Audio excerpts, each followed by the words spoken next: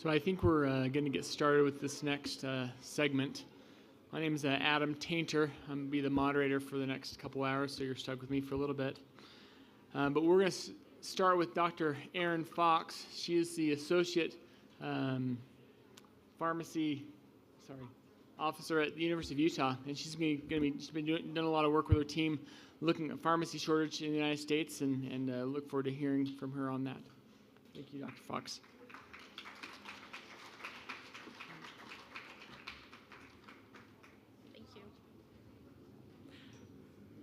Good morning, everybody. Thank you so much. Really glad to be invited here, and I'm always reminded about how lucky we are to live in Utah. It's so beautiful, just the drive here today. So, as mentioned, I'm the Associate Chief Pharmacy Officer at University of Utah Health.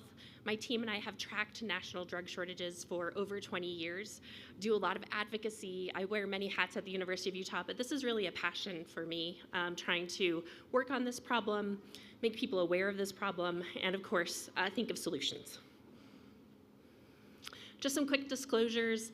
I'm speaking on behalf of my own opinions, not the University of Utah. I am a volunteer member of the Civica RX Advisory Board. I don't get any financial compensation from anyone except for the University of Utah.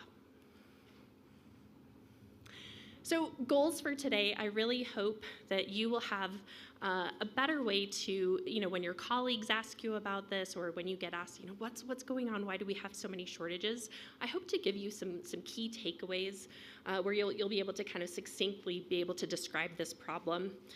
Also, just for those of you who may or may not be impacted by drug shortages every single day, understand some of the patient impacts of these shortages. And then what I'm really most passionate about are thinking about solutions. What can we do collectively to raise all of our voices to really try to fix this problem? So I mentioned that my team and I have done work on this since 2001. I actually raised my hand to lead this project as a very, very new pharmacy staff member, not knowing that I would spend so much of my personal career trying to solve this problem. But what we do is there is a public website, the link is right there. What we do is we collect information about shortages. What is it? What's going on? We investigate voluntary reports that we receive from all over the country. Most of those do come from pharmacists, but we also receive reports from nurses, physicians, even patients. Just because someone reports there's a shortage doesn't mean there always is a shortage. So what we do is we contact the companies directly. We make a list of every single company that is providing those products and investigate, call them, reach out. Is this true? Is there a problem? Why is there a problem? How long will it be a problem? Can you still get some medication? And once we have all of those details, we put that up on this public website. We also share those details with the FDA. FDA has a lot of boundaries where they can't always share information back to us, but we always share the information to FDA just so they can understand the patient and clinician impact. The other thing that we can do that the FDA website cannot do is we can provide alternative recommendations as well as some safety recommendations so that people aren't trying to recreate the wheel every time there's a shortage in every single clinical area. So I think it's important to think about what is a drug shortage. There are multiple definitions. The one that I've used for over 20 years is it's a supply issue that affects the way that the pharmacy prepares or dispenses a product. That's important because if the pharmacy has to use a different strength or a different vial size, that is ripe for medication errors. Similar to nurses, right?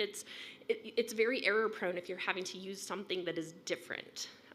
Also, when providers have to use an alternative or when care is completely interrupted. I think it's also important to think about, some people, when you hear about a shortage, you think, oh, we're 100% out. And that's often not the case. What's usually the case is you can't get enough of the product for your usual use. You might get a different strength, a different concentration, a different manufacturer. Whatever you're doing, you're kind of cobbling together enough supplies, but it's usually not enough. So these data and statistics are available if you're ever presenting on this topic or just wanting the latest updates. These are, again, on that ASHP website. But this first graphic shows the number of new shortages that happens each calendar year. And you know, this kind of tells a story, but it doesn't tell the complete story, because just because a shortage begins, say, in 2021, doesn't mean that shortage ends in 2021. So many of these shortages have lingered for years. So this next graphic tries to capture that. This is a snapshot in time of the number of active and ongoing shortages at the end of each quarter. So you can see that at the end of March 31st, 2024, we had 323 active and ongoing shortages. And I'll tell you, that's the most that we've ever had since we began tracking in 2001. So if it feels like things are bad, they are. We have the data to show that. And I think one quick thing I do also want to highlight on this graphic, we've been over 300 active and ongoing shortages for over a year now. And it's very wearing. And so I think about all of the clinicians who are training, who have never actually known a time when there aren't significant drug shortages. I'm old. I remember a time when I didn't have to think about, when I'm making a pharmaceutical care plan for a patient, is that drug available? I think you have to think about that now, and that's something that's being incorporated into training, unfortunately. So what types of drugs are short? There's no one class of drugs that are disproportionately affected over another. I would say the most common medication that is short is something that is very old, off patent, it's generic, it's low cost, and it's injectable. So this graphic, the green shows the injectable products and the yellow shows the oral or other dosage forms, whether that's an eye drop or a topical presentation. But it's everything from antimicrobials to chemotherapy. That CNS, central nervous system category, is very broad. That captures everything from fentanyl injection to ADHD medications for the amphetamine salts. We've also had significant shortages of fluids. And I always, we talk about the numbers, and one shortage could be normal saline. That counts as one shortage. And yet when you think about the broad impacts of that shortage and how many patients that affects, shortages don't always impact patients at the same level. We haven't, gone down a rabbit hole of trying to figure that out, the true impact, but, it's important to think about. This is just a snapshot to show you kind of a 5-year trend. Again, nothing really stands out here as far as which products are most affected. I think the most troublesome products are those without alternatives. So we think about the cancer chemotherapy drugs we had in shortage all last year, patients going without treatments. Those are really, really hard shortages to deal with. But it's also very, very difficult to deal with shortages when you don't have enough lidocaine and bupivacaine, when you don't have enough fentanyl or remifentanil or propofol. Those are also very, very challenging shortages. Why are these shortages happening? This is kind of the million-dollar question in a way. Most of the time, we don't truly know the true cause behind the shortages. Manufacturers are not required to tell us the reason why. They're not required to publicly disclose that. They are required to tell the FDA. They do have to disclose to FDA, but FDA doesn't have to make that public. We also, in many cases, don't know the true manufacturer of the drug. There are many companies that just put their label on a product that someone else has made. So that can mask things where it looks like maybe 3 or 4 suppliers have a product, but it can be just one company making that product. And so that's where we see that overall lack of resiliency. But when we think about why this is happening, we do have aggregate data from FDA. While they can't always tell us the exact reason for a specific shortage, we do know that in general, it's most of the time a quality problem at the manufacturing facility. So what that quality problem is always another layer that we rarely get at, but it can be things like equipment breaking down, creating metal shavings in vials. It can be sterility problems where there's mold on the walls in the packaging areas. It can be a variety of different things. But again, most of the time, it's a quality problem. There's a lot of discussion these days about should we have more manufacturing inside the United States. And I will tell you that a good amount of the injectable products that we use in hospitals during surgeries, day in and day out, those are mostly actually made inside the US. So it's not, just because something's made in the US doesn't mean that it is 100% shortage proof. There are a lot of other reasons to manufacture drugs in the US. I'm not arguing against that. But if we think that US manufacturing completely solves the problem of shortages, we're not there. So what about demand spikes, right? COVID certainly created some demand spikes. We've seen demand spikes with a bad respiratory year, with children's amoxicillin suspensions being short. Certainly we have shortages of our new GLP-1s for weight loss, the Wegovy's and the semaglutide products. People kind of sometimes refer to those as a TikTok shortage. They're so popular that demand is driving a shortage. So those aren't necessarily a problem of quality. I do think it's important that while drug companies do have to report shortages to the FDA, they don't have to report a demand spike to the FDA. And when you're a manufacturer, it makes perfect business sense if you think about it this way. If you get a big spike in demand for your product and you're filling all of your orders that you've committed to, is that a shortage to you? Probably not. But to a clinician who needs that product, it absolutely is. To a hospital that can't order enough of that product, absolutely it's a shortage. So I think there's this kind of disparity in companies believing that they're doing all they can, absolutely manufacturing to exactly what they promised, and yet there's still not enough in the marketplace. What about DEA quota? Certainly this has been a hot topic, whether it's about the ADHD medications or opioid injectables, morphine, fentanyl, remifentanil. The DEA really tightly controls how much of these products can be manufactured. It's, we've got a law enforcement agency kind of dictating clinical practice in a way. Certainly they have a goal of making sure that there's not too much product for diversion available, but unfortunately, some of the unintended consequences of the way that they manage that quota is that it results in shortages for patients. So this is certainly something that we're also watching. But in general, your takeaway point here is most drug shortages are due to a quality problem at the manufacturing facility. So let's talk a little bit about impact and provider impact. And just as a quick show of hands, how many of you in your day-to-day practice deal with drug shortages? Yeah, I feel that. Yes, absolutely. Okay.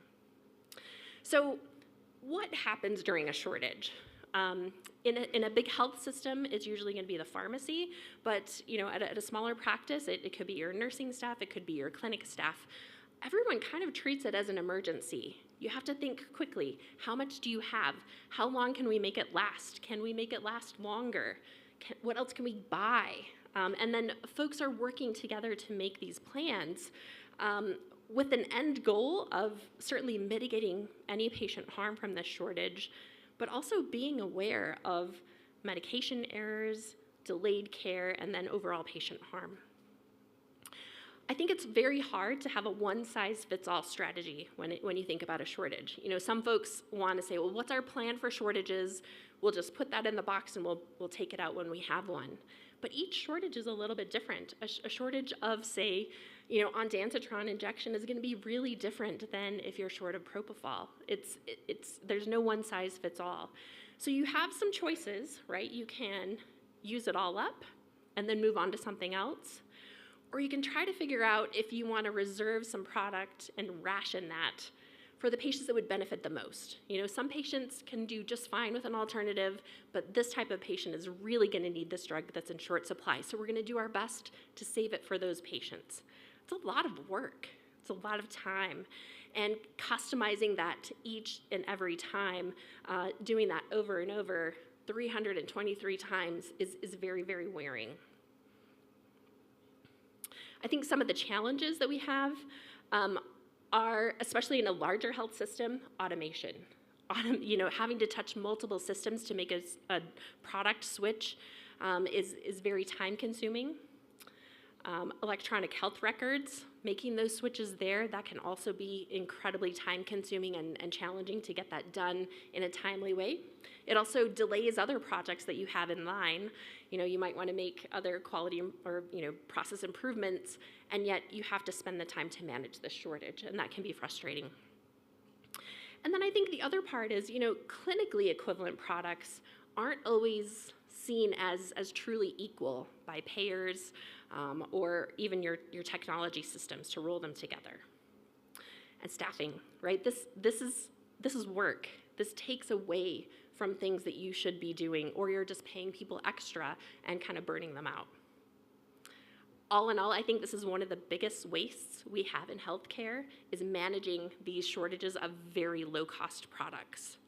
I think it's time to think about, would we be willing to pay a smaller amount more for an assured supply and get rid of all of this work on the side? My personal goal is that I would never give another talk about drug shortages. I would never have to testify for Congress again. I would never have to talk to reporters about drug shortages and why they're happening.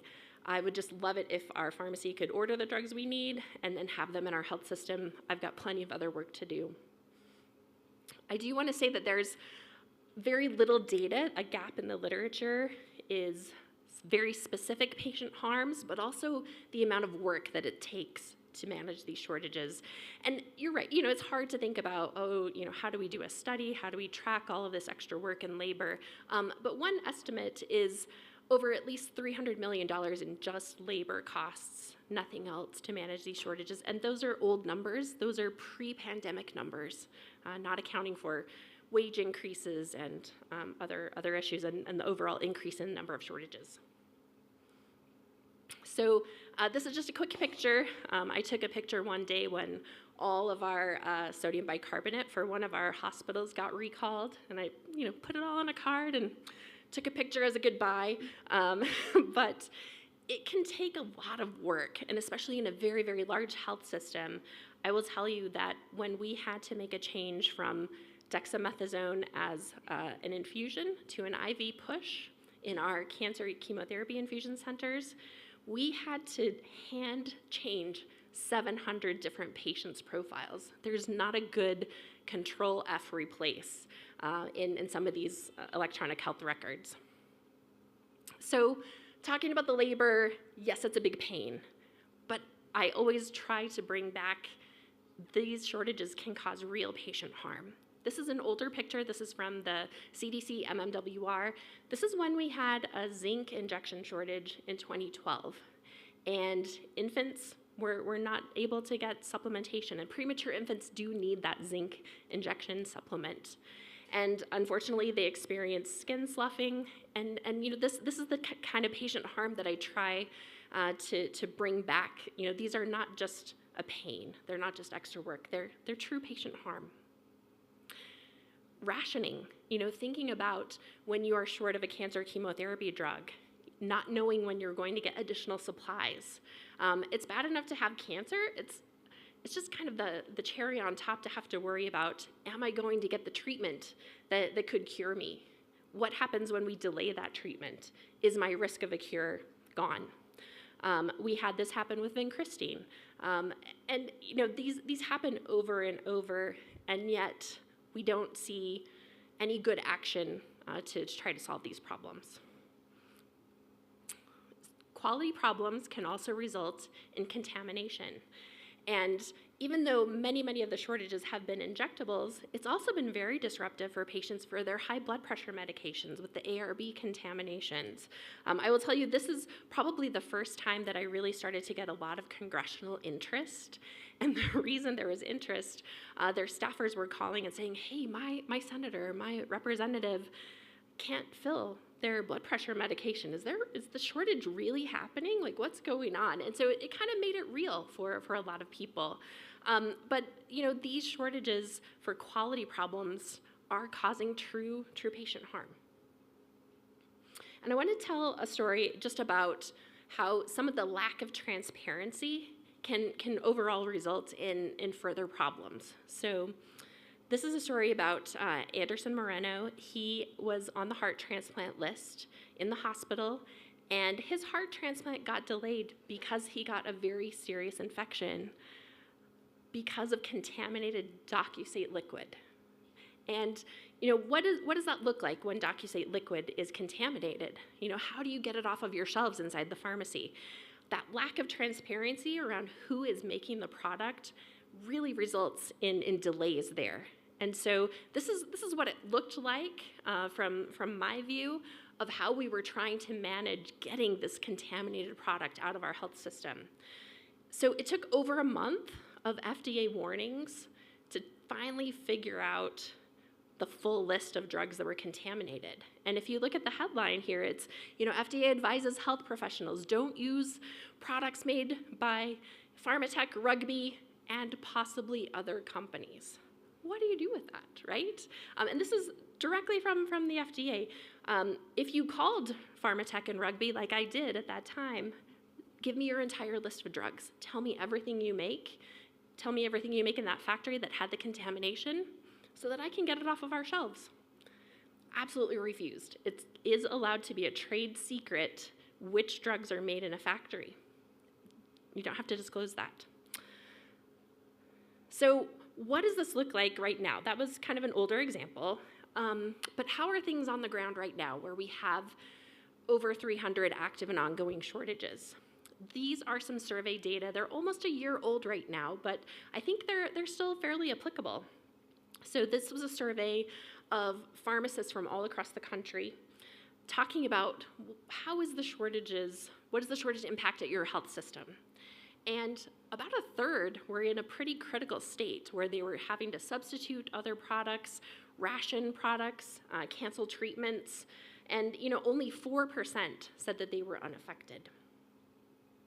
What types of things were these organizations doing? Most of the time, you change to an alternative if you can. You try to ration if you can. Use something different. Change your order sets and protocols.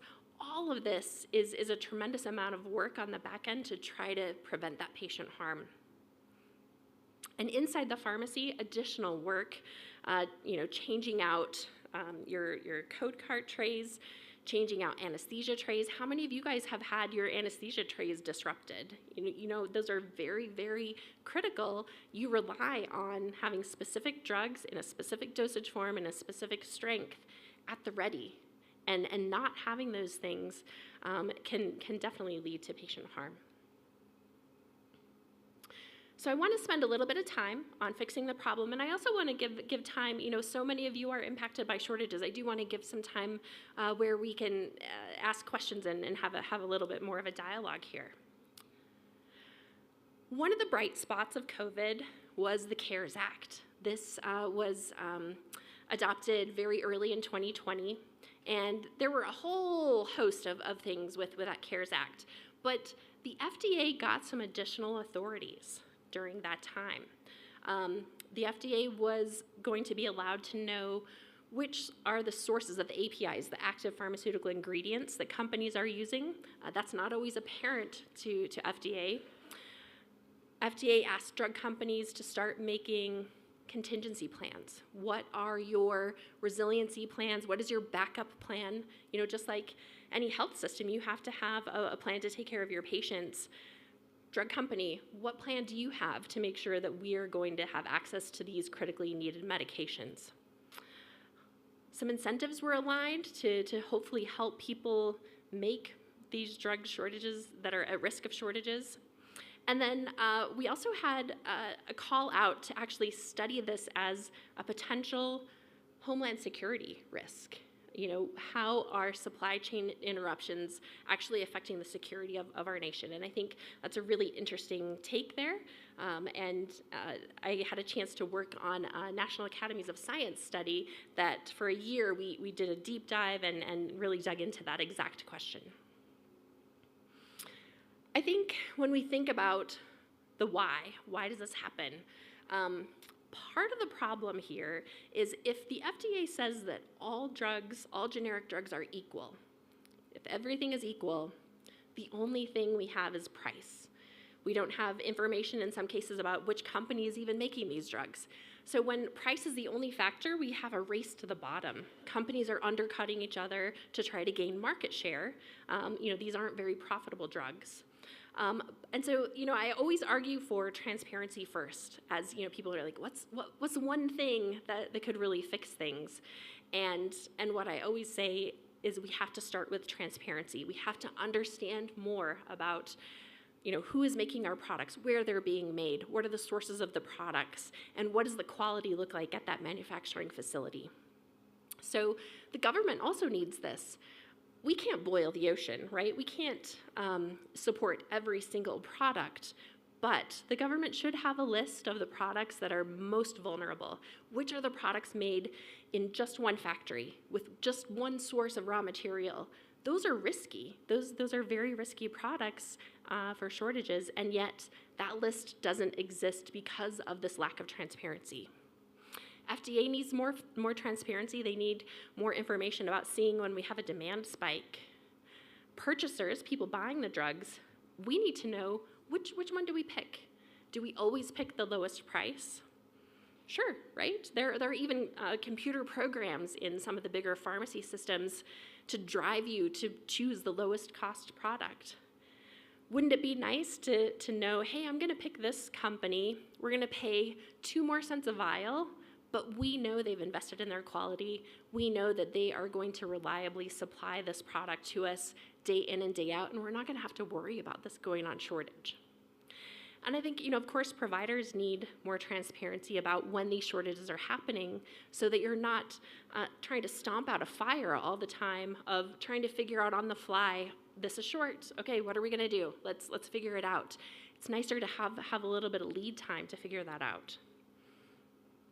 This is an infographic from that National Academies of Sciences study that I mentioned, and again, the foundation of our framework that we put together is awareness, that transparency. We've got to understand more about the entire supply chain so that we can do more work on thinking about mitigation efforts, preparedness efforts, things like which products should we have a stockpile of? Is it worth it to keep 2 or 3 months on hand of something as a buffer?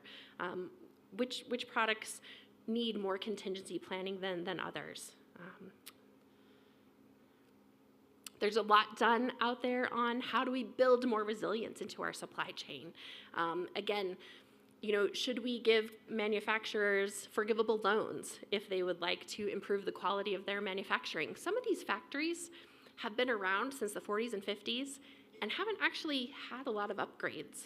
And you can understand that from a business perspective. Drug manufacturing is a business. Why would you invest in a factory when you're not making a profit on the product, or you're making just the tiniest profit? There's no incentive to invest in your quality, to do that good job. There's also not an incentive to really make extra product. And if it's controlled by the DEA, you literally can't make extra product. But there's no incentive to have, say, 6-month buffer of bupivacaine, 6-month buffer of lidocaine. There's no incentive to do that because they're just never going to make up the cost for doing that. The costs of shortages are just disproportionately borne by providers and patients and clinicians, whereas if there's a shortage at a drug company, they don't really feel it in their bottom line.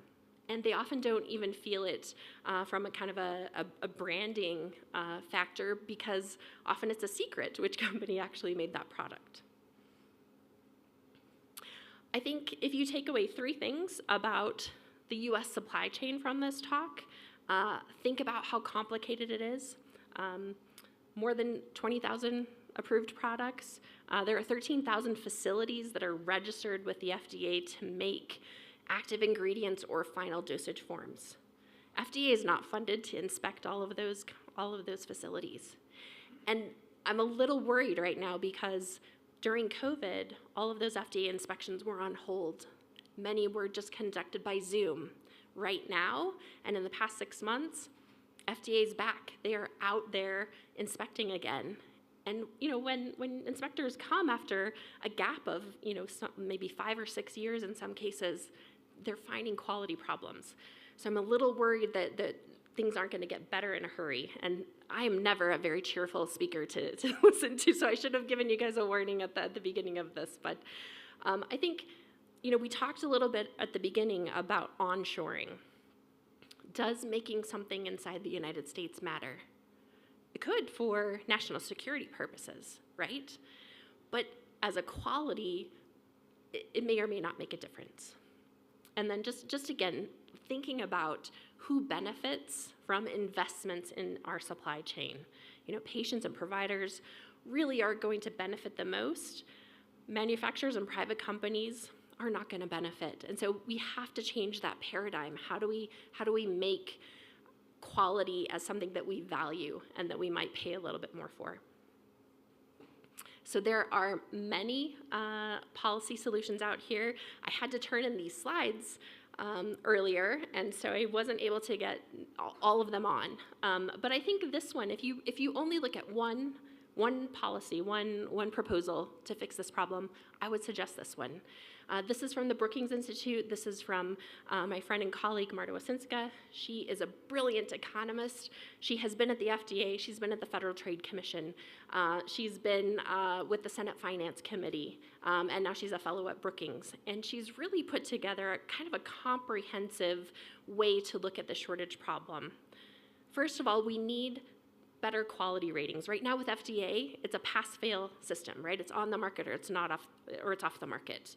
We have no way to truly judge which companies are doing a better job, which companies have a backup plan, which companies have a second source of a raw material, which companies are either stockpiling or buffering or have an extra manufacturing line that they can make up the difference if there's some kind of a glitch. Which companies are doing that? We don't know. So we need a better rating system there. And then we do need to incentivize people to be willing to pay a little bit more for quality. Think about the waste. Think about how much time and effort you're spending on trying to access some of these drugs. Is it not worth it to pay a little bit more? The economics are misaligned, especially in the healthcare setting, in the hospital setting, where you are paid on a capitated basis. The incentives are all there to use the lowest cost products. And yet, when you don't have those products, it's very challenging. And then, because no proposal is perfect, no manufacturing is perfect, thinking about which products are most at risk, which ones are most vulnerable, and thinking about having a domestic stockpile for just those drugs. Now, certainly we have a national stockpile of other products, but it's very much geared towards a very brief incident such as terrorism. We've got Cipro for an anthrax attack per se, but we don't have a stockpile of critically needed medications that we may not have access to in another way. The White House just put out a proposal that kind of takes a bunch of those Brookings ideas and adds on a little bit more.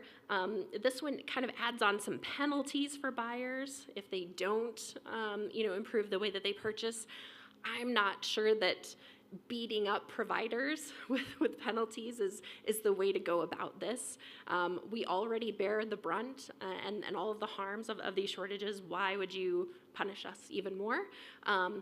This policy proposal, though, requires Congress to do a lot, in order to make much of this happen. And so I am a realistic person, and I strongly suspect that all of those congressional actions that would be needed to really kind of punish providers for not choosing correctly, I don't think this has a lot of legs to stand on necessarily. It's interesting, but it's very interesting to think about, but as far as reality, probably not. One other thing I will say, Senate Finance just put out a proposal that is also very, very similar to Dr. Wasinska's proposal from Brookings. That one is interesting. There's a comment period, so if you're really, really interested, my contact information is available, and please reach out and I can send you the links if you want to comment on that proposal, take a look at it. But I think, overall, current state. Purchasers, we really assume that all products are equal, right? FDA tells us that all generics are equal. That's the system we have. And yet, we know that that's not always true. We know that some products have lower quality. We know that some products might be contaminated, and we can't figure that out for a month or so. We don't have any good data available beyond that pass-fail system to really help us understand which products to buy. Suppliers don't tell us often where those products are made, which factory is it. You can actually get a lot of good data from the FDA website. You can read inspection reports. I do that. I just nerd out and try to figure things out, but so much of those reports are redacted. The exact drugs are always redacted out. So you can only get so far with the available FDA information. And I think we really have to move away from price being the only differentiation point when you buy a product. We have to have some other way of buying something. I try to make an analogy that this is kind of like shopping on Amazon, where you have nothing except the price. You don't have any ratings. You can't see, which company made it. All you would have is the price. You don't get when it's going to be delivered. That's always missing when you order something. So we really need more transparency to get out of this blind spot. And I would give you all a little bit of a call to action. If you're talking to suppliers, if you're talking to any of your representatives, we really do need something, that different rating system. And as purchasers, if we get that rating system, I think we have to be willing to change. It's not that we need everybody to go underwater on paying like 10, 20 times more for a product, but be willing to think about, should I pay a little bit more for an assured supply? You never want to pay more unless you're going to get something on the other side. And so I think the transparency and different rating system is that part of getting something on the other side in addition to the rating. And then, I think it's important to think about who is bearing the cost of these shortages. If you guys probably will take away transparency away from this talk, and I hope so. But really, to force any kind of change in this supply chain problem that we have to have more transparency, even if that's just for the government to understand. Like a starting point would be just for the government to understand that list of the most vulnerable products. Last year when I testified for the Senate Homeland Security Committee, we talked about that, and we talked about how that list just doesn't exist. And Rand Paul was the minority chair of that committee, and he's an ophthalmologist, and he's had a lot of shortages of eye drops. So it actually kind of resonated with him. It's a very bipartisan issue. So that if there's anything that gives me a little bit of hope, it is that there is a lot of interest. So just to sum up, and then hopefully do maybe a couple questions, we are at a point where we have the most shortages that we've ever had in 20 plus years of tracking. We've been over 100 ongoing and active shortages for over a year. We are short of some of the most basic and life-saving products, things like Rogam, oxytocin, standard of care chemotherapy, pain and sedation medications, everyday medications like lidocaine and bupivacaine, ADHD medications that people need to do their jobs and focus and go to school. And the workload to manage these shortages is crushing. It's especially hard with the workforce that we have post-COVID. It's not always easy to hire someone. People are burned out. They don't want to keep doing all of this extra work that the shortages are requiring. We've got some links here. Encourage you to take a deeper dive if you're interested, and then feel free to reach out if you're need a link, want to talk about this. Again, I wear many hats in my current position, but this is definitely an area of passion for me, and I try to just so glad to have the opportunity today to talk with you all and share a little bit of knowledge about what's going on to try to fix this frustrating problem. Any questions?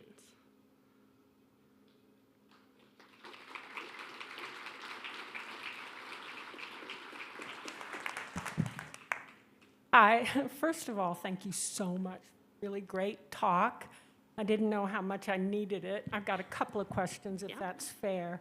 You mentioned quite a few times about quality and U.S. versus foreign concerns, and not just about the security. I mean, both of those are hard to get at. You told us it's hard to measure quality, but is there a better model out there in a foreign country that you guys have admired? That's a good question. I've had the opportunity to kind of represent the U.S. perspective at a number of meetings, mostly focused in Europe and the Americas.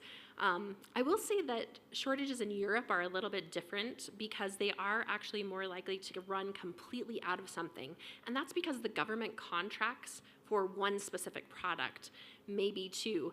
So if that one specific government contracted product, they call it the tendering process, if that one is not available, they can't always get at another one easily until the government makes a new contract. So in a way, we're a tiny bit better off, but we have such a huge market as well. So when FDA tries to allow an import, most countries don't have enough to share with us. Thank you. Secondly, you mentioned Rand Paul as at least having his ears being prickable, but how are lobbying efforts going in your view right now, and are there other stars involved? I mean, I don't mean to say that he's really taken up the flag of shortages, but I was impressed that he was willing to listen because it was mostly a Democratic committee doing the work of the hearing. I was surprised to see him attend the hearing, actually. So I will say that there have already been 5 drug shortage hearings in Congress over the past year and 3 months or so. That's the most we've ever had. And so I think the level of interest is very high, which is good. It's great to see that interest, whether or not that translate into actual action. There are some really wonky things that could be done to change that transparency to allow the FDA to disclose what is considered business confidential. You know, is the site of manufacturing business confidential? Is the actual company that made a product, is that really business confidential? So there are some wording changes in the law that could happen. I've said that multiple times during testimony and just during other conversations with lawmakers. People seem interested, but there's so many other competing priorities. I want to be hopeful, but I'm also realistic. On generics and the equal and equivalent, I just wonder what the criteria is. In the back of my mind, I remember decades ago hearing to qualify as a generic, you had to be 70% as effective. Where are we? Yeah, that's about right. And in fact, some of the generics are even up to 90 or 95%. I will say that the actual studies that the companies do to prove that equivalency are not always public. So I would love to be able to dig into the data and look at the actual clinical trial data, but FDA doesn't always have to make those public if the drug manufacturer doesn't want them to be. And unfortunately, we've had some bad actors. We've had some generic companies. There's a great book, I don't know if any of you have read Bottle of Lies, but there's a great book about the kind of the shenanigans that happen in the generics market. Rand Baxi was, instead of testing their generic versus brand name products, they would buy the brand name product and do their HPLC that way. And boy, those lines looked amazing, right? They were testing the same product. And nobody caught on for years. There was a whistleblower, and that book, Bottle of Lies, is just a great, it almost reads as like a murder mystery thriller. It's a really fun read, just about and it takes a long time for FDA to catch something like that. Can you comment on the generic semaglutide and where that product is coming from? It seems, I mean, you said that generics are the hardest to find and the biggest drug shortages, but in that class of medicines, the branded seem to be the hardest to get, Mounjaro and Ozempic and Trulicity now, but yet the generic semaglutide that is being compounded and getting at different clinics seems to be, you know, a lot of, and it's not in shortage. So where is it coming from? That's a little bit of a black hole. So the only reason that we have allowed compounded versions of branded products, normally that's not allowed to happen. But if something is posted and listed on the FDA drug shortage site, not the drug shortage site that I maintain, but the FDA drug shortage site, if something is listed there, compounders are allowed to make copies of those products. But getting those powders and some of the salts may or may not work as well.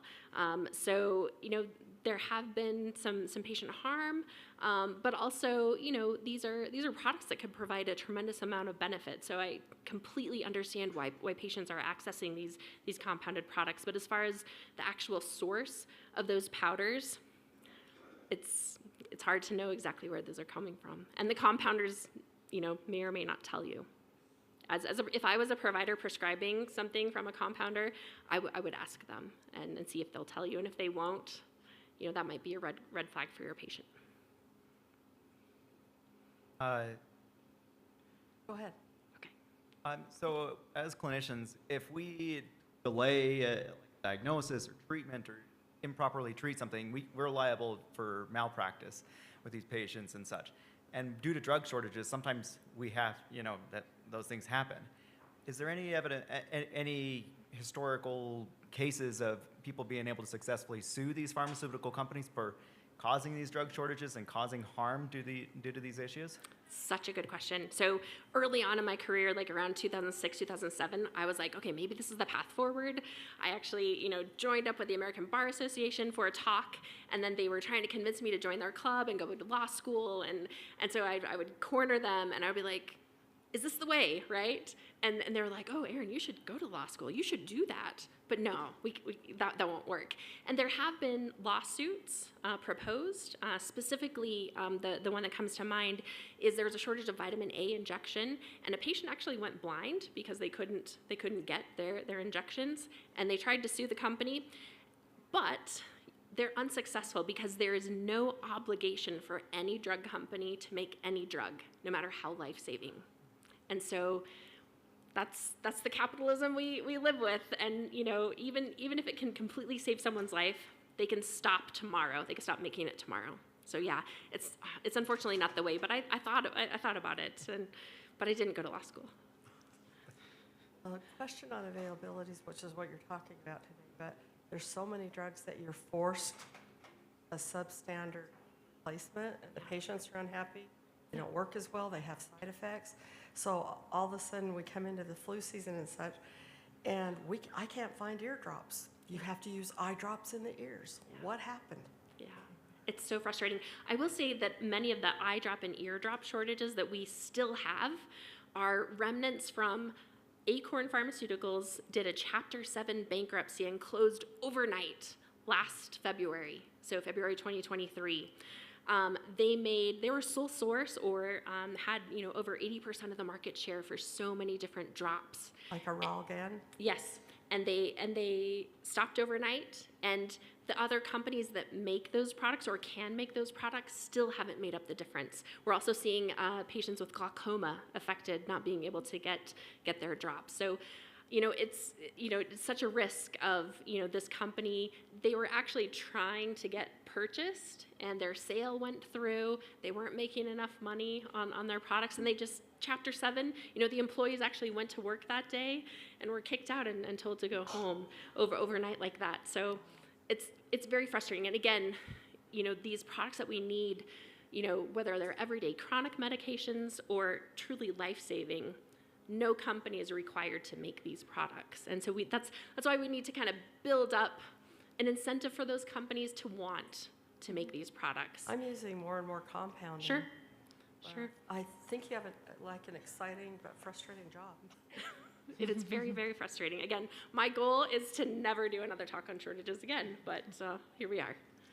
If the private sector isn't going to be willing to, you know, make stockpiles or like focus on the ultimate life-saving drugs that everyone needs, is there any ability to be a public manufacturer from the government, spend the money to actually create its own manufacturing so that they have all that information, there's no secrecy, and they can prioritize that, not created drug list of the most important things? Like, is that reasonable, possible? So there are some ideas out there. I am a little skeptical of having a government drug company that would shut down every 8 months when we have a government shutdown. That would be very frustrating. But I mentioned Civica in my disclosure. Civica RX is a company that began in Utah, out of Intermountain. This is a not-for-profit drug company, and a bunch of health systems and hospitals got together, made their list of drugs that they would like Civica to make, and the Civica model is different in that you have to commit to a certain amount of purchases, and if you don't buy what you committed to, you still have to pay. So you've got some skin in the game. But the good news for you as a purchaser is they have that product, and they keep a 6-month buffer on hand in case there are any glitches. So they don't make every product yet. They are working on increasing the number of products each time, but that contracting model is different. And so I think if we can get more companies interested in that kind of not-for-profit public entity getting tax benefits there, that is one way forward. It's kind of like a consignment program almost. And then another question was, how much do wars in other countries and that kind of thing affect, the basic ingredients to building some of our drugs? Things going on in Ukraine, how much is actually, sourced from certain countries versus what's actually available in America? It'd be so great to know that, wouldn't it? Right? We don't know is a short answer. When we look at where do the raw materials for most of our products come from, most of the raw materials and even the key starting materials before we get to the active pharmaceutical ingredients, most of those do come from China or India, and then they are shipped to another manufacturer to be put into play. So you could think of some geopolitical issues of, well, what if China cuts us off from some of our key key starting materials? What if India, what if we have a fight with them? That's kind of what the Homeland Security Committee was looking at. But there's also no way for us to make inside the U.S. every ingredient that we need. And there's no guarantees of ongoing stability either, right? Because, Texas froze over a few years ago. That affected fluids manufacturer. We had last August a tornado that hit one of Pfizer's largest generic injectables manufacturing sites. And so, we're not immune to problems just because something is made inside the U.S. And I know I'm at time. I don't know if I just really appreciate the opportunity, the engagement. It's really nice to talk, kind of commiserate a little bit, try not to admire the problem too much, and really think through what are some good solutions. But if you're ever talking to one of your representatives, this is something that's easy to mention and does have bipartisan support. Thank you.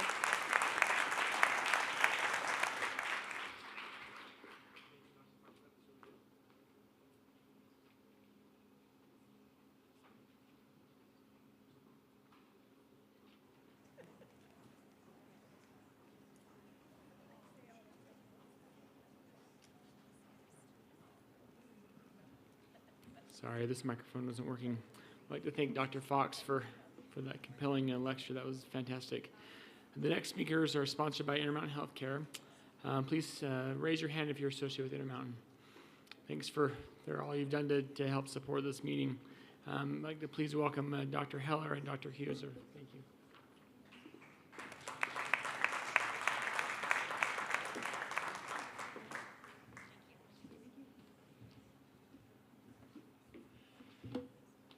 Hello, everybody. Just making sure this is working. My name is Lexi Eller. This is Cara Huser. We are both maternal fetal medicine specialists with Intermountain Health and also complex family planning providers. We were really honored to be asked to come and talk to you today about this complex and somewhat difficult topic that's nonetheless really critical to understand for the care of all women of reproductive age. So we thank you all for participating and being here with us today. We are going to kind of do a little bit of a tag team sort of a show up here. We're going to start with some introduction and background about abortion, why people provide abortions, what it really means. Sometimes it's hard to talk about, but it's really important to understand it a little bit more, more thoroughly. We're going to talk about the legislative history and the current landscape, both in the nation, but also specifically, obviously, in the state. Oh gosh, I'm looking on here. Thank you. So we'll talk about introduction and some background, the legislative history and the current landscape, both nationally and in the state of Utah, with regard to both contraception and how to access contraception and abortion care. We'll talk about, really importantly, the prevention of unwanted or unplanned pregnancies. And that's really a big focus of what we want to talk to this audience about today. For any of you in the room who care for women or girls between the ages of 11 and 55, understanding contraception, particularly for your medically complex patients, how to get them the right contraception, how to get them to the right providers to help provide it is critical. And helping patients prevent unwanted pregnancies or pregnancies in patients who are very medically complex and need to be optimized beforehand and understand their risks is really critical, and it's the responsibility of all of us in medicine. So we really want to focus a bit on that. And then we'll talk about resources. We want to make sure you guys know who to reach out to if you have a patient who encounters an unplanned, unexpected, or complex pregnancy, how to obtain complex contraceptive counseling for patients, or abortion care when necessary as well. Dr. Huser and I have no financial disclosures. We are both employed by Intermountain Health. We are here today to speak on behalf of ourselves. We have both played a role to speak on behalf of Intermountain at times with our legislature. We've both been actively involved in what happens at our legislature and how we try to shape the laws here in the state with a broad group of colleagues, and we're really proud of that work with our legislators. But today we're here just speaking on behalf of ourselves. So I'm going to turn the time over to Cara, and we'll talk in a minute.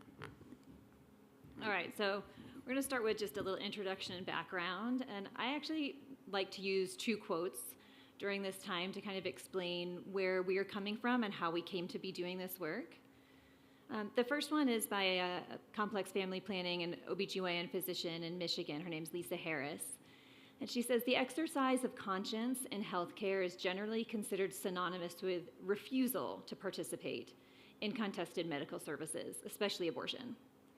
The depiction neglects the fact that the provision of abortion care is also conscience-based.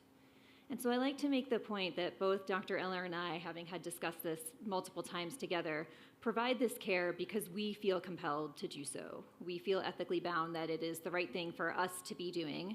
That is not to say that it is not also okay to conscientiously object. But I think that this is a point that gets missed a lot, that this is something we feel very bound to these women and very much ethically bound to help them. And so this is very much a work of conscience for us. Thanks. The second one is by an author I'm sure everyone here has read. And he says, sometimes we can offer a cure, sometimes only a salve, sometimes not even that. But whatever we can offer, our interventions, the risks and sacrifices they entail, are justified only if they serve the larger aims of a person's life. When we forget that, the suffering we inflict can be barbaric, and when we remember it, the good we do can be breathtaking.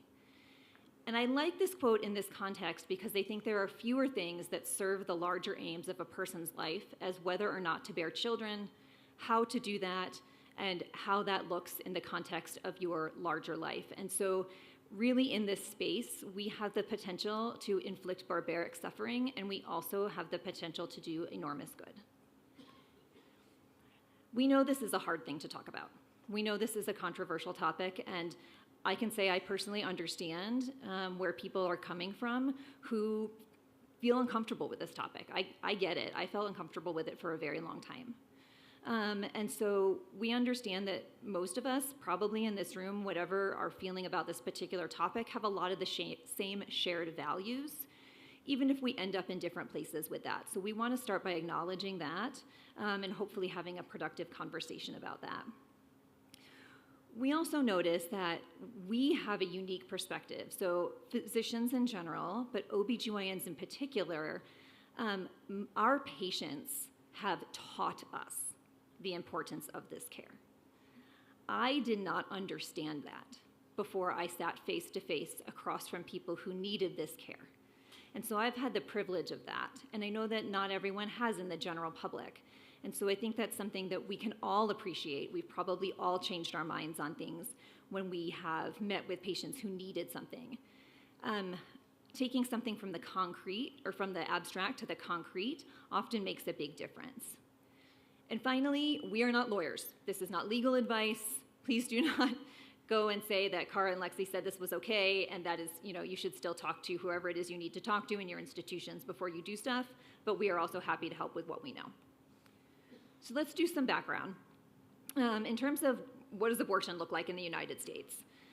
So from 2015 to 2019, about 46% of all pregnancies in the US were unintended. So that's almost half of pregnancies were not intended. And of these, about a third end in abortion.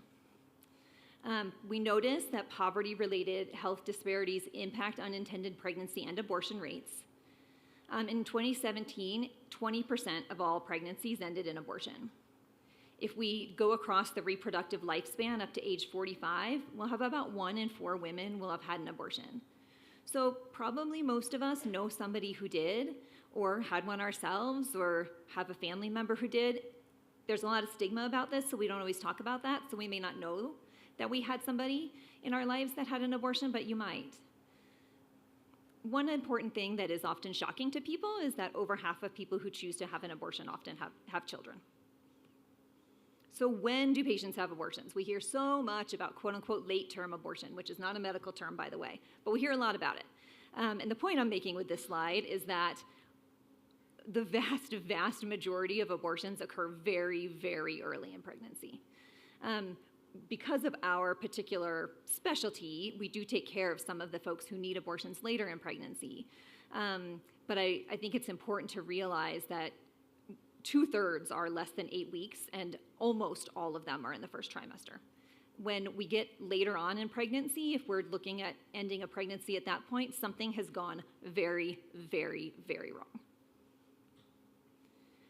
So what does abortion look like? How do we do it? So there's medicines and there's surgeries. When you're in the first trimester, medication abortion is a combination of mifepristone and misoprostol. This is the exact same combination of medications that ACOG recommends that we use for medical management of miscarriage. It is the exact same process, and it improves the safety of medical management of miscarriage. So when we're talking about not having some of these medications available, we are also putting women who are having miscarriages at risk. You can also do a vacuum aspiration early on in pregnancy. That's like a DNC without a sharp instrument. You just use a suction. Later on in pregnancy, the medical route looks like an induction of labor. It's very similar to induction of labor at term. We use slightly different medications, but the process is very similar. The surgical evacuation procedure is a little bit more complex and a little bit more difficult to perform, but it still essentially is the same thing: dilation of the cervix and emptying of the uterus through a combination of suction and extraction methods. Abortion is exceedingly safe. We hear a lot about the risks of abortion, and I'm not going to say there's no risks, because there's risks with anything that we do, right? There's risks with any medication or medical procedure that we provide, but it is about an order of magnitude safer than a term birth. And I want to acknowledge that we have some room to move on maternal mortality in this country. However, no matter how good we get at that, it is still going to be safer.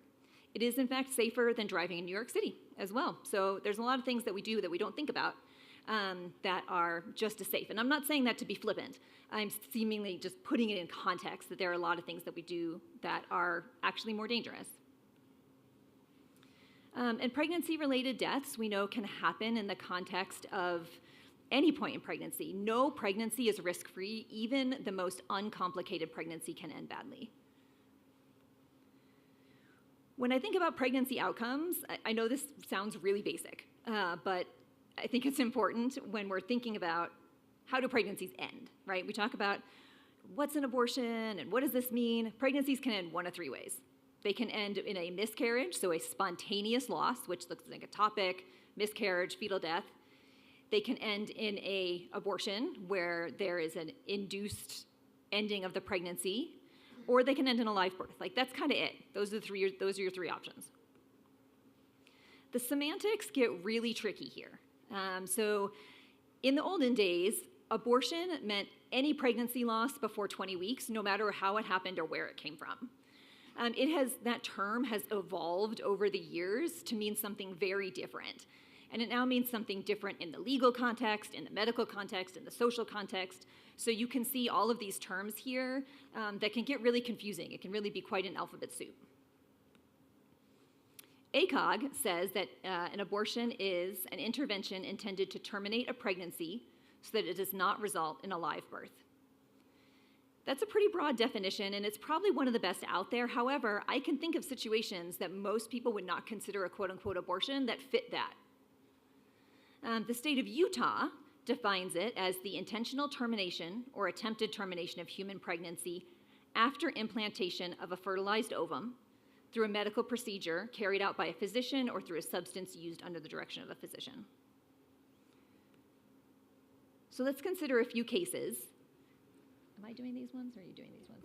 Okay. So we have a 39-year-old G1 with antiphospholipid syndrome, presents with early onset HELP syndrome. Delivery is recommended by induction of labor or dilation and evacuation. And the patient asks you, and I would be a rich woman if I had a dime for every time someone asked me this, is this an abortion? Second patient, 19 weeks, moderate but not emergent vaginal bleeding. She's bleeding enough that she requires transfusion to support her through it. Delivery is recommended for chronic previable abruption. Again, is this an indicated delivery? Is this an abortion? It gets sticky. It's not always black and white. To be clear, those are both abortions. You file all the same paperwork, you do all the legal documentation, and when the patient asks, I have hemolysis, elevated liver enzymes, low platelets of pregnancy, my blood pressures are in stroke range, I'm coagulopathic, I have to deliver. Yes, that's an abortion, just to be clear. Yeah, it definitely meets those definitions that we reviewed previously. So we want to talk a little bit about the landscape with legislative interference in medical decision-making, which is something that has become more and more common, not just in abortion. It's something that we've been dealing with for a long time, but it's something now that I think a lot of people are experiencing in different ways, and so something we can all relate to, how frustrating that can be. Restricted access to abortion is altering the landscape of domestic violence, which is something that Dr. Eller is going to talk about shortly. So this is a quick map of what the landscape looks like currently, and this is constantly in flux. We will talk about this a little bit, but literally what we're going to tell you about the Utah laws could change by this afternoon. So we're giving you what we know this morning because it changes pretty frequently. So Utah is actually not in the most restrictive state category. We are very restrictive, but there are states that are more restrictive. Our neighbor to the north is one of them.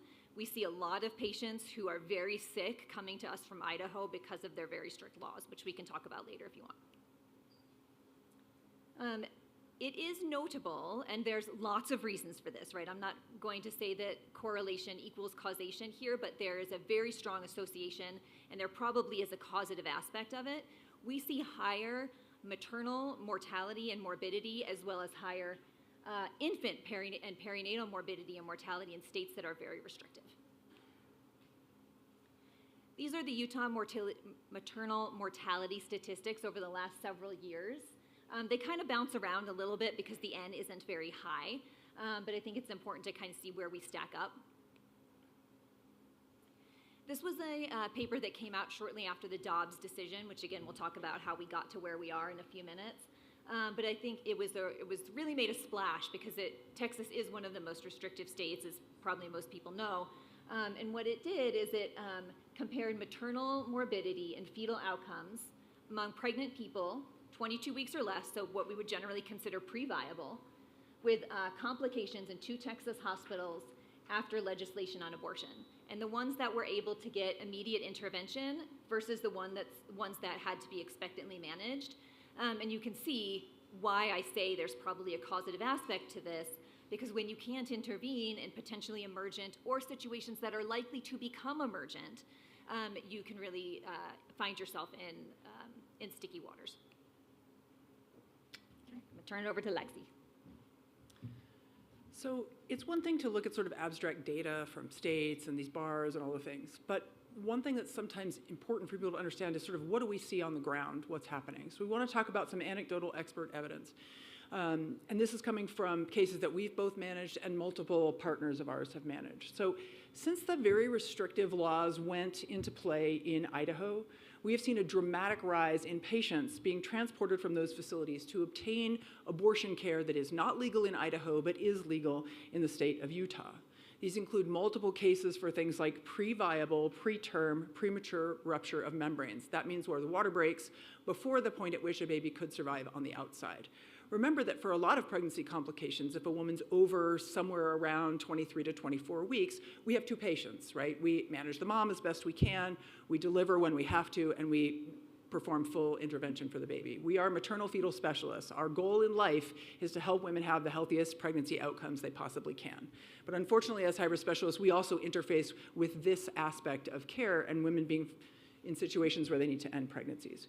We've seen women transported from Idaho with sepsis, with active vaginal bleeding leading to chronic anemia and multiple transfusions, second trimester preeclampsia. So this is it's a contraindication to expectant management. So if a woman has really high blood pressures and protein in her urine and she is less than 23 weeks gestation, the answer is deliver the baby because it's a life-threatening problem for the mother, right?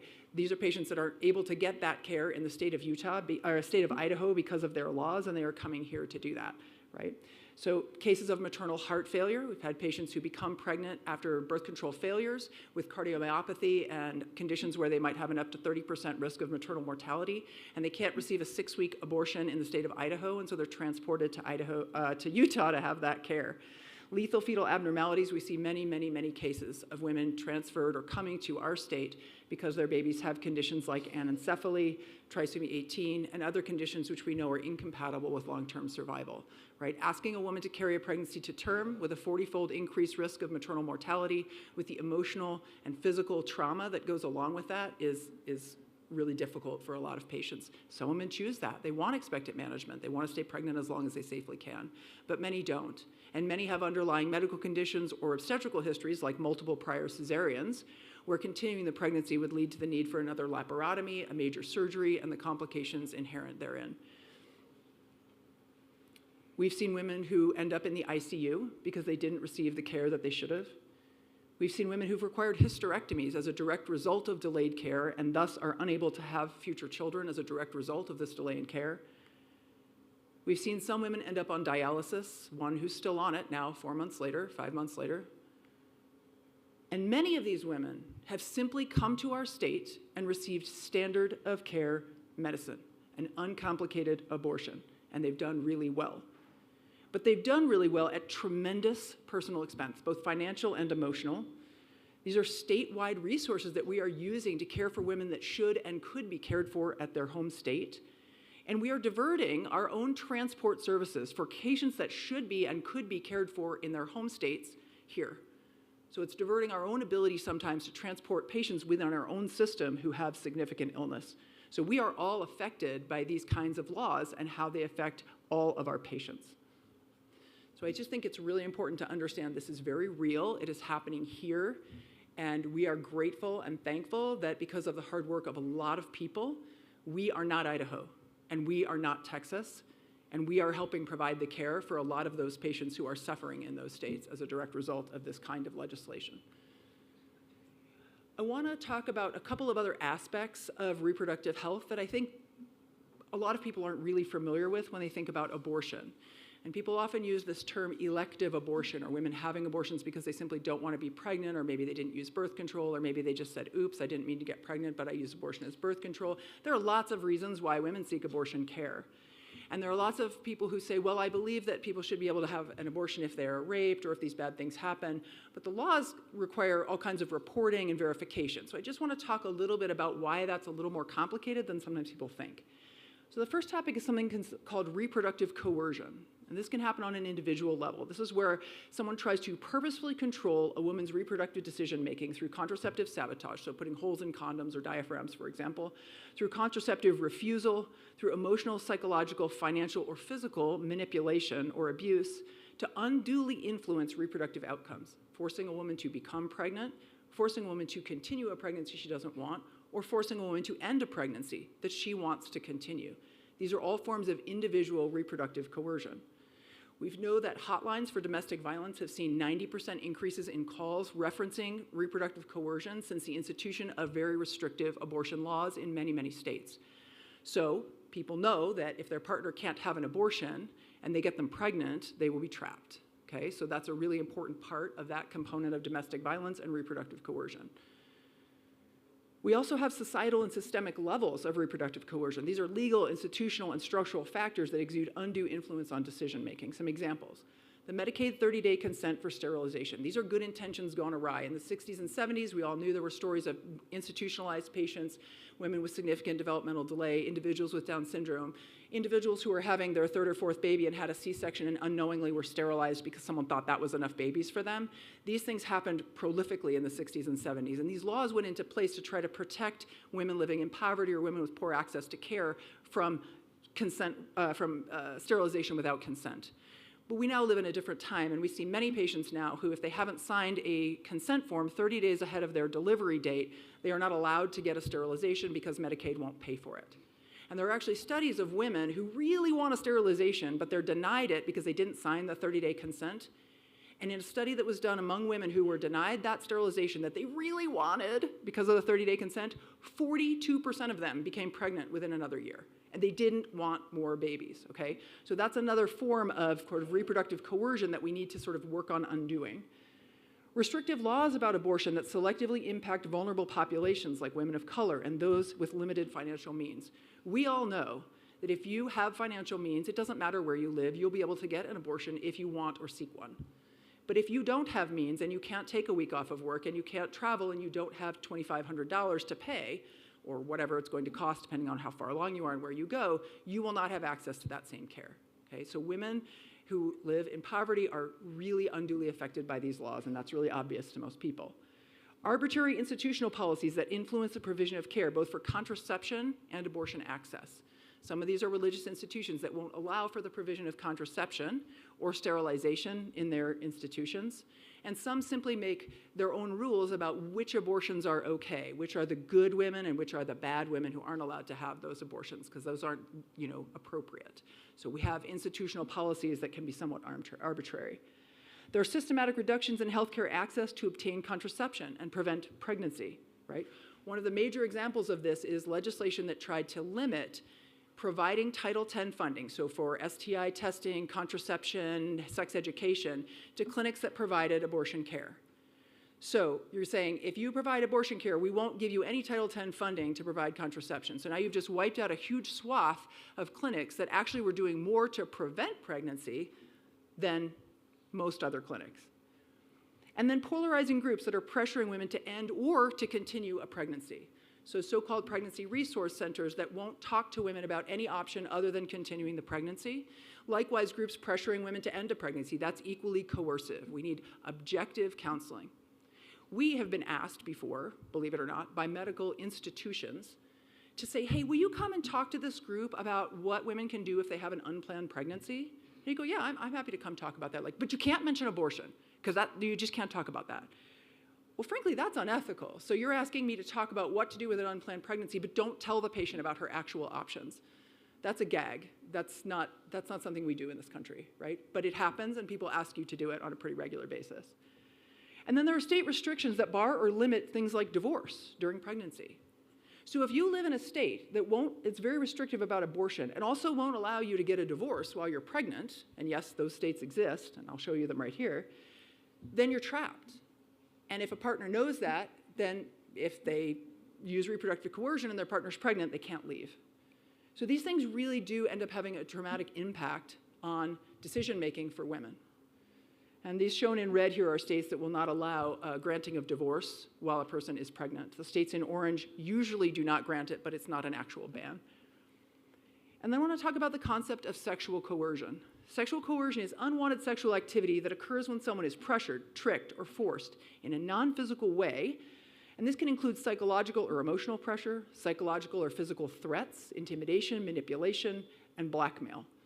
It can also involve using drugs or alcohol to manipulate a person into consenting to stuff that they otherwise wouldn't really want to consent to, okay? So this happens a lot with teenagers. And any of you who have raised teenagers, any of you who've worked with young children or adolescents, you know that this is a big part of trying to help kids learn what it means to give consent, what it means to ask someone else for consent. And it's rampant among teenagers, this idea of sexual coercion, pressuring, threatening to break up with someone, driving erratically and scaring them, threatening to release nude photos. These things happen all of the time. It's not rape, but it's definitely not exactly consensual sex either, right? So I want you to consider, because like I said, I think we like this case-based framework, just to take some ideas just to think about, just to think, okay, well, maybe this is a broader issue. A 39-year-old mother of 3 who has an abusive husband. They live in a state that does not allow abortion and doesn't allow divorce during pregnancy. She's been threatening to leave, and he's now hidden her contraceptive pills, and she becomes pregnant. So I want you to ask yourself, how does reproductive coercion fit within the framework of reproductive and personal autonomy?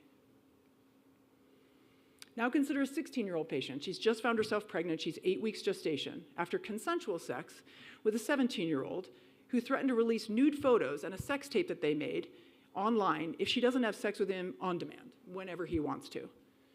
Is sexual coercion rape? If physical restraint and forced penetration the only form of rape?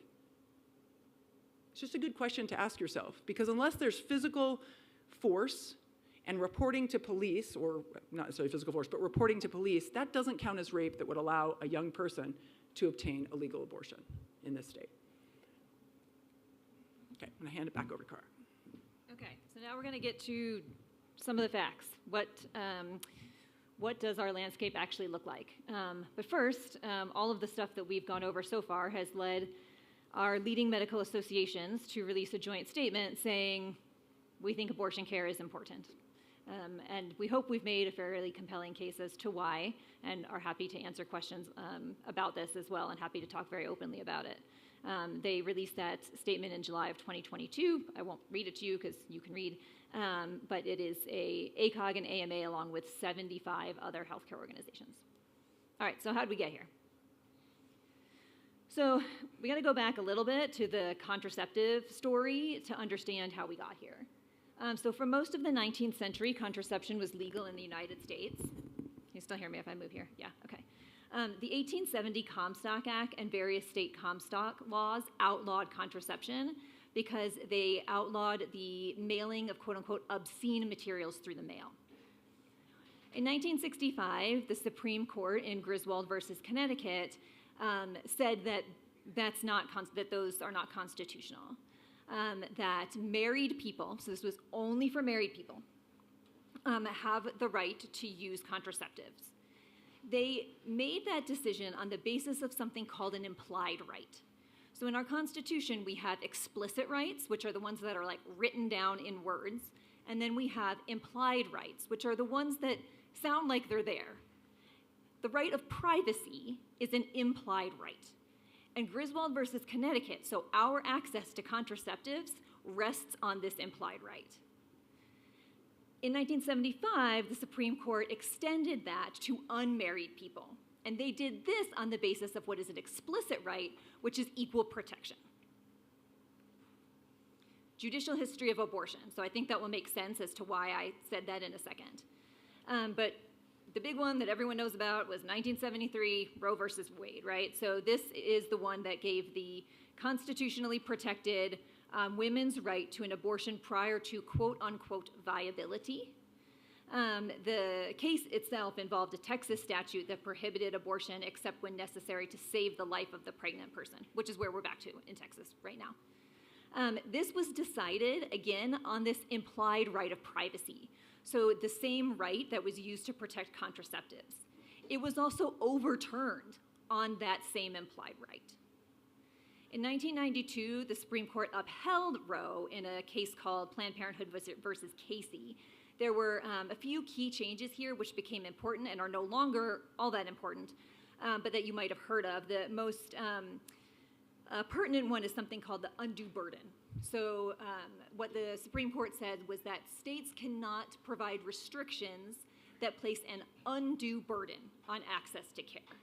which is a pretty vague, pretty vague standard. But they generally upheld Roe. So then along came Dobbs, which we all know about.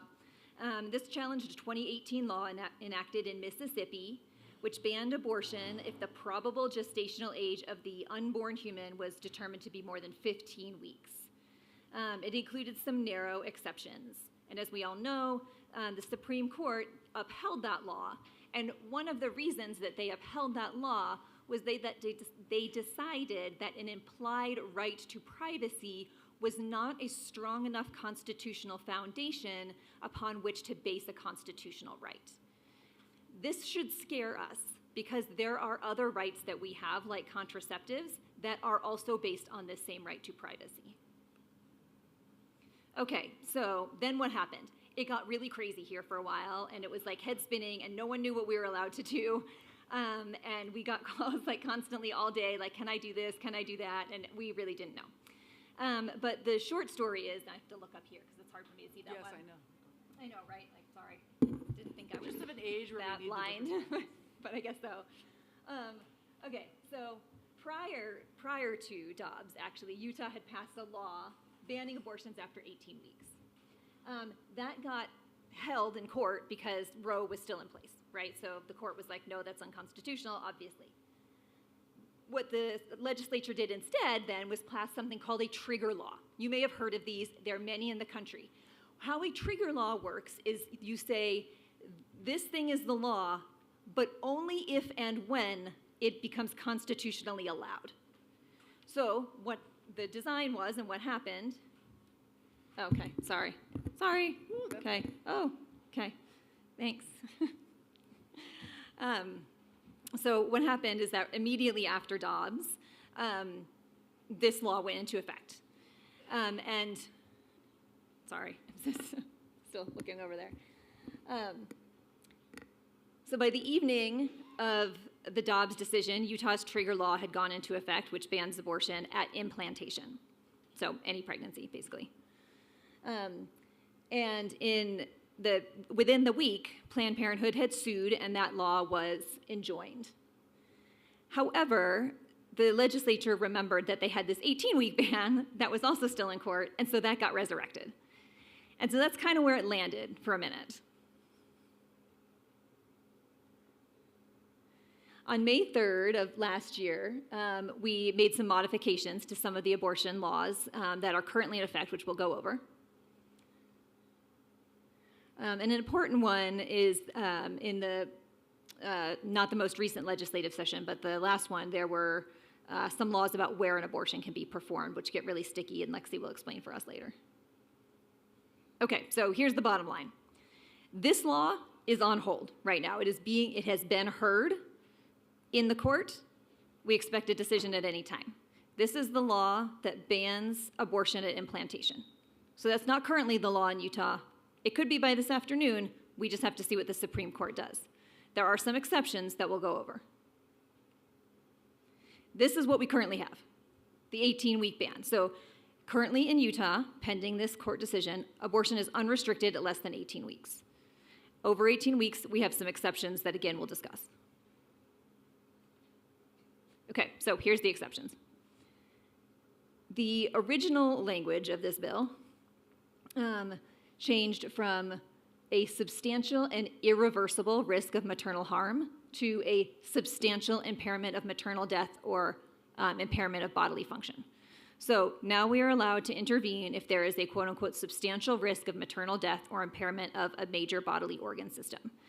Now that's a little hard because substantial means different things to different people, right? Like we have a partner who runs like ultra marathons and I can't run a mile. So if we both look at each other and are like, let's run a substantial distance, that's going to mean really very different things to us. So this gets a little tricky and we get a lot of questions about it and there's not like an easy answer. For the fetal piece, it used to read uniformly diagnosable and uniformly lethal, which you all are doctors, you know that certainty is almost never there in medicine. It now reads to be likely incompatible with life. Unfortunately, rape is no longer an exception after 18 weeks. In cases of lethal fetal anomalies, the physician has to provide verbal and written information on hospice as an alternative to abortion, which I want to be really clear, like, we do that all the time because that is the ethical thing to do, is to offer all of the options. And one of the options is continuing pregnancy with palliative care at the time of delivery.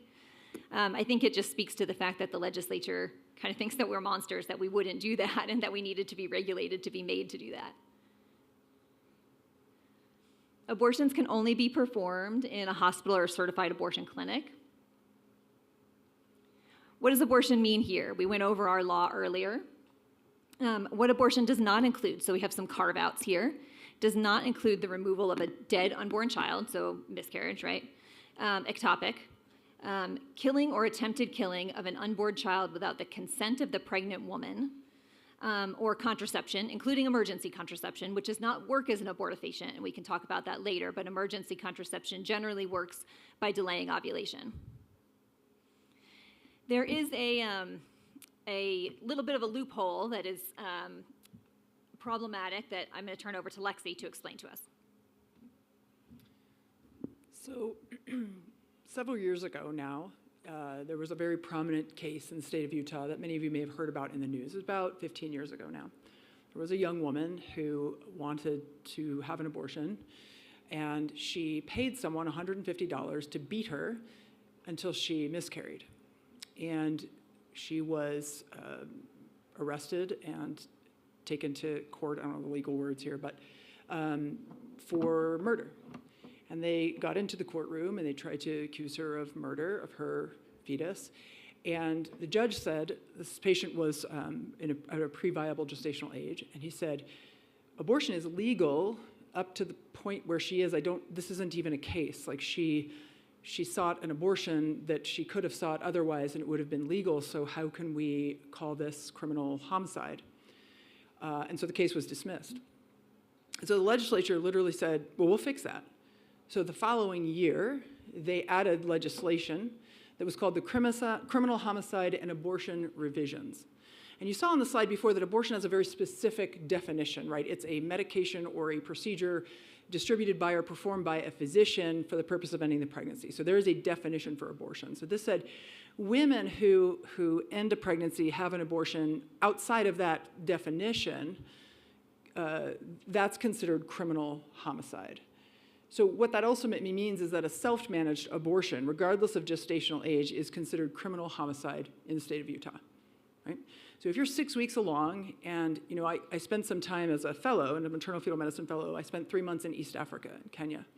There was an entire ward of the hospital dedicated to septic abortion because all abortions are illegal in many parts of Africa. And so desperate women do desperate things, and we're seeing that here too. But and there was an entire ward full of women dying or losing their uteruses, et cetera, from paraffin and taking all kinds of toxic substances. And so basically now, if you do that, that's considered criminal homicide, and you can be arrested and charged as such.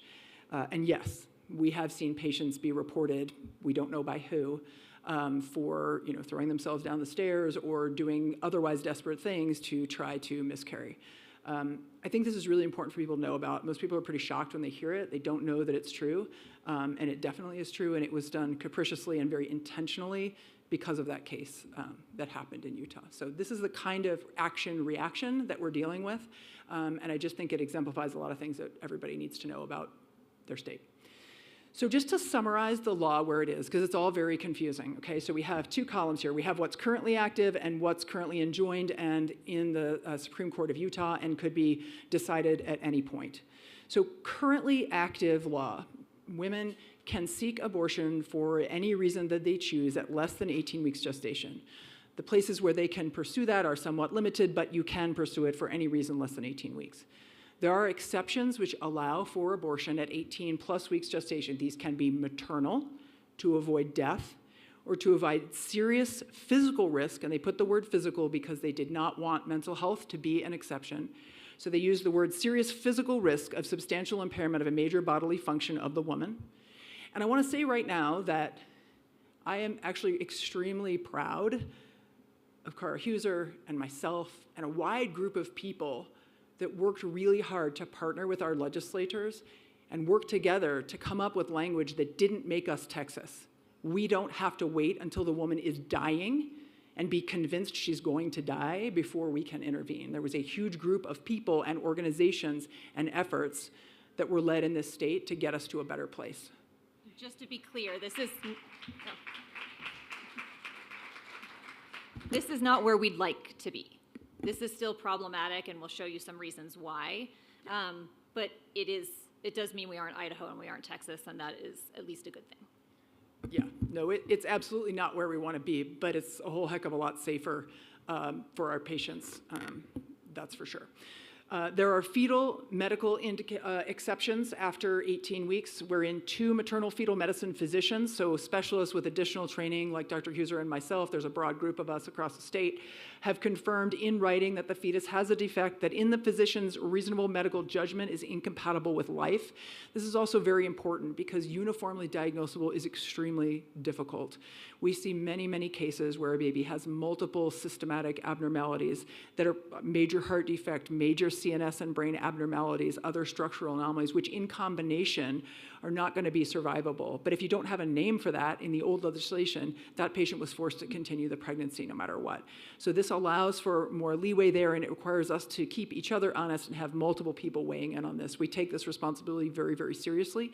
And even though, again, it's not necessarily where we fall personally on our own parameters for what should be allowed or legal, this is the law, and we uphold it very carefully, and we're really diligent about that. So for rape and incest or children under the age of 14, abortion is legal up until 18 weeks. Okay? These cases must be reported. Now you say less than 14 years old, where did that come from? Well, you'll also probably all remember a national news story about an 11-year-old who was raped and obtained an abortion, and there was all of this talk about what all of that meant. So our own legislature wanted to use children under the age of 12 as not able to give consent. And there was some movement to please say, hey, you know, actually, if the age of legal consent is 16, why are you saying age less than 12? And so they moved it to age less than 14 years old. So just to give you a little perspective there on where we are. And of course, if the total ban goes into place, there will be a total ban as of implantation. So that's before a woman knows that she is pregnant. And the exceptions will presumably be avoiding death of the woman and substantial risk and fetal abnormalities incompatible with life. The rape and incest, we don't know what limits there will be there, although we are likely to still see the same reporting requirements, reporting to police. What is a penalty for providers who provide abortion care outside of these parameters? It's considered a second-degree felony, so it is not inconsequential. What are the other requirements for abortion in the state of Utah? You have to complete a mandatory informed consent module. This is a long video that talks about normal development. It talks about how the state can ask your partner to pay child support and how adoption is an option. They have to timestamp that they've watched the video, sign a piece of paper, and then that begins a 72-hour waiting period. And that's the waiting period before any initiation of a process to have an abortion.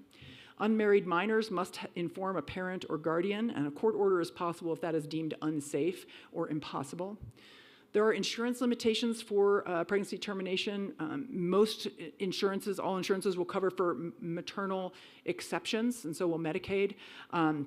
But they often do not cover for fetal indications. So currently Medicaid and many, many private insurances will not cover abortion for cases of lethal fetal abnormalities. So patients are forced to continue the pregnancy at substantial increased risk to themselves, sometimes tremendously so depending on their circumstances, the type of fetal abnormality, their obstetric history, because it would cost them anywhere from $10,000 to $20,000 to end the pregnancy early. Now keep in mind, Medicaid will pay for all of the expenses around their delivery once they reach term.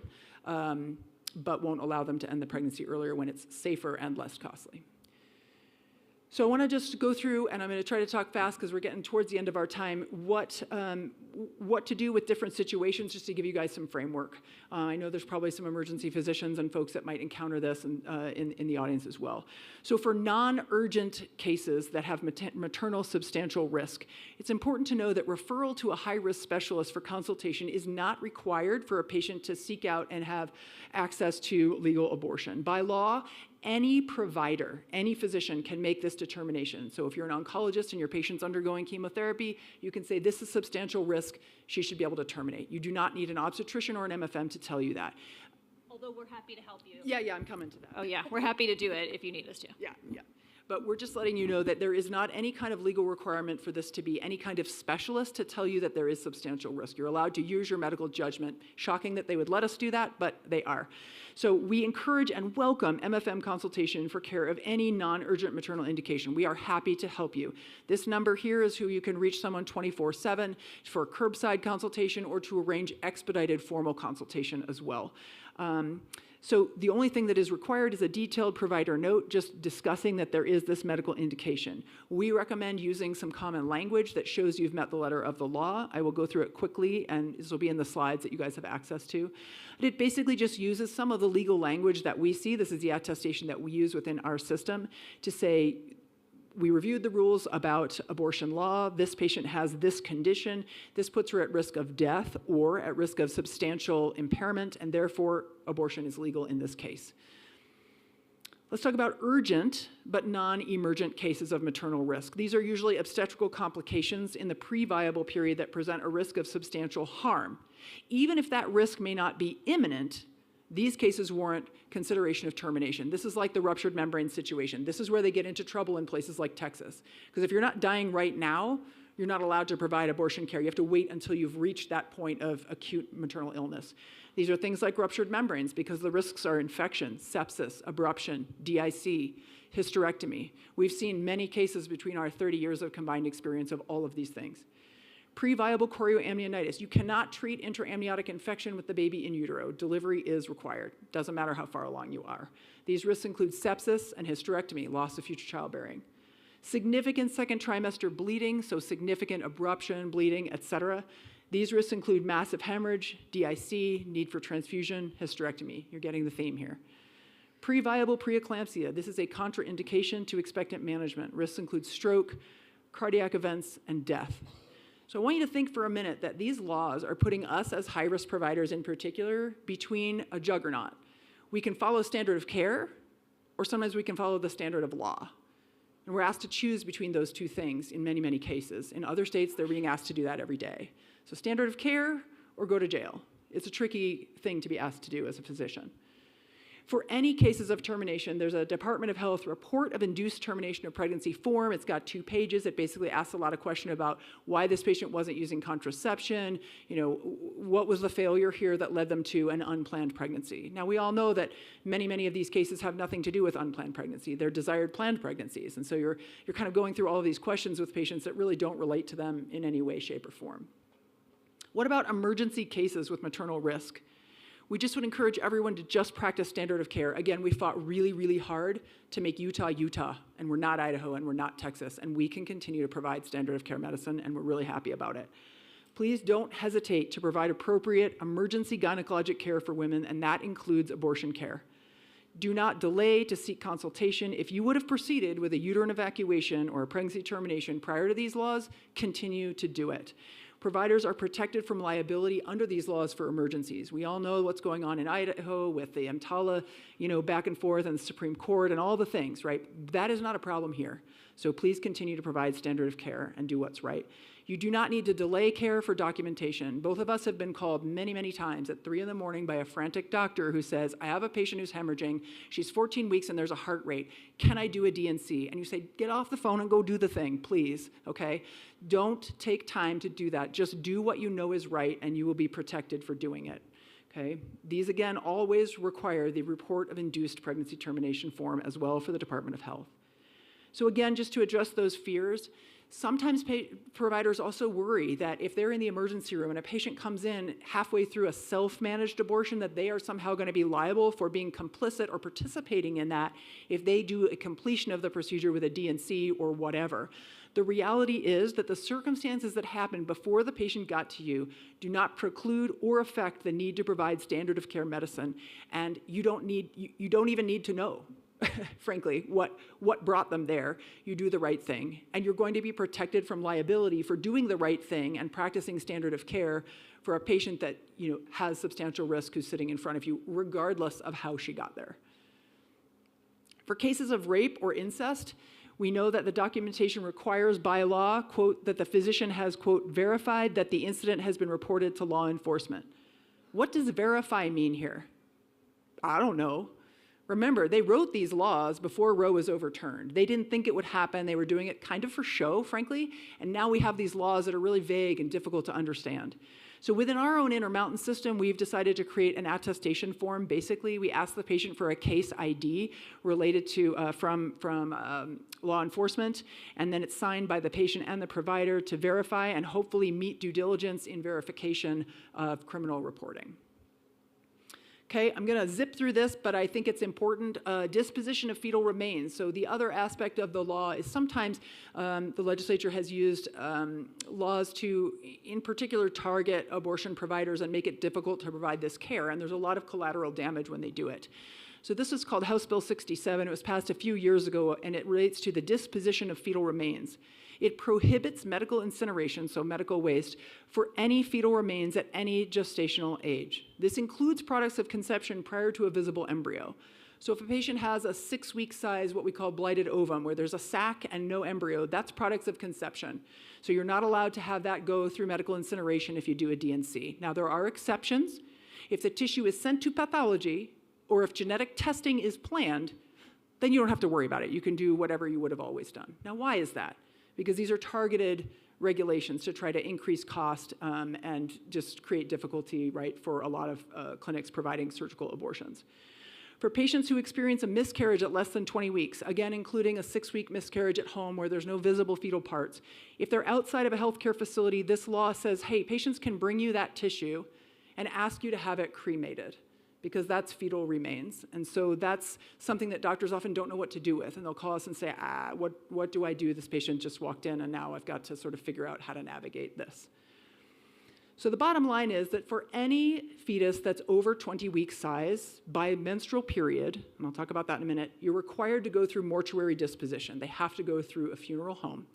And while that's, it is what it is, there are many women, right? You don't feel fetal movement in many cases until around 20 to 22 weeks, depending on a lot of factors.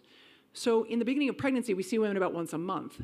So there are women who come to the office around 20 weeks for their visit, and they're found to have a 15-week fetal death. The baby passed away, and they had no way to know it until they come to their next office visit.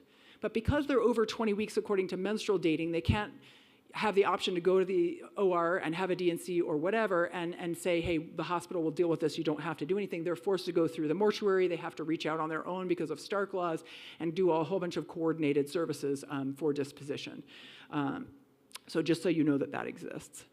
And I'm not gonna spend too much time on this other than to say, this law indicates that for any fetal death, abortion, or miscarriage less than 20 weeks, you have to legally offer your patient all of these options. And I've spent a lot of time understanding them in detail and writing all of our forms for Intermountain. And I mean, the number of hours of meetings that it's taken to create these forms is head spinning. The bottom line is it's so confusing and overwhelming for patients, but it's required by law to give them all these options, right? At 6 weeks, when a woman's had a miscarriage, I can speak from my own experiences, you don't really want to spend an hour and a half talking about options for burial and cremation necessarily, but we are now forced to do so. And the problem is that this has created significant collateral